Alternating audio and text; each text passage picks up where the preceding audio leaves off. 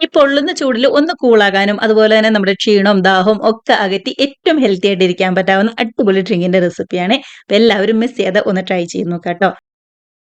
ആദ്യം തന്നെ ഒരു ടേബിൾ സ്പൂൺ ചിയാ സീഡ് എടുത്ത് ഒരു 1/4 കപ്പ് വെള്ളത്തിൽ നന്നായിട്ട് തന്നെ ഒന്ന് മിക്സ് ചെയ്ത് കുതിരാനായിട്ട് നമുക്ക് മാറ്റി വെക്കാം. ആ സമയം കൊണ്ട് നമുക്ക് ബാക്കി എല്ലാ പരിപാടികളും ചെയ്യാട്ടോ. ഒരു 2 ടേബിൾ സ്പൂൺ റാഗിപ്പൊടി എടുത്ത് 1/4 കപ്പ് വെള്ളത്തിൽ നന്നായിട്ട് മിക്സ് ചെയ്ത് കട്ടകളൊന്നും ഇല്ലാതാക്കിയതിന് ശേഷം ഗ്യാസ് ഓണാക്കി ശരിക്കും ഒന്നും കൂടി തിളപ്പിച്ച് കുറുക്കിയെടുക്കലാണ് ചെയ്യുന്നത്. 2 ടേബിൾ സ്പൂൺ റാഗിപ്പൊടിക്ക് ഒരു 1/4 കപ്പ് വെള്ളം കറക്റ്റ് ആയിരിക്കും. ഗ്യാസിന്റെ ഫ്ലെയിം ലോ ഫ്ലെയിമിലാക്കി ഇതുപോലെ നന്നായിട്ട് തിളച്ച് വരുമ്പോൾ നമുക്ക് ഗ്യാസ് അങ്ങ് ഓഫ് ചെയ്യാം.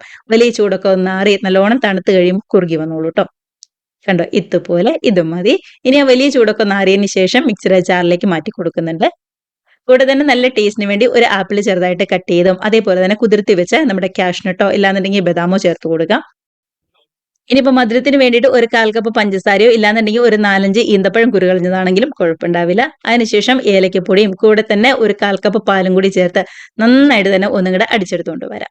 അതിനുശേഷം ഒരു കപ്പ് നല്ലോണം തണുത്ത പാല് കൂടി ചേർത്ത് നന്നായിട്ട് തന്നെ മിക്സ് ആക്കി എടുത്താലുണ്ടല്ലോ നല്ല അടിപൊളി ടേസ്റ്റുള്ള ഡ്രിങ്ക് ഇവിടെ റെഡി ആയിട്ടുണ്ട്. നമ്മൾ കുതിർത്തി വെച്ച ചിയാ സീഡും കൂടി ചേർത്ത് നല്ലോണം മിക്സ് ആക്കി ഗ്ലാസ്സിലേക്ക് അങ്ങ് മാറ്റി സെർവ് ചെയ്താൽ മാത്രം മതിയാവും. അപ്പൊ ഏറ്റവും ഹെൽത്തി ആയിട്ട് റെഡിയാക്കി എടുക്കാൻ പറ്റാവുന്ന നല്ല സിമ്പിൾ ആയിട്ടുള്ള റെസിപ്പിയാണ്. മിസ് ചെയ്യാതെ എല്ലാവരും ട്രൈ ചെയ്ത് നോക്കി അടിപൊളിയായിട്ട് ഇരുന്ന് കഴിക്കാം ട്ടോ.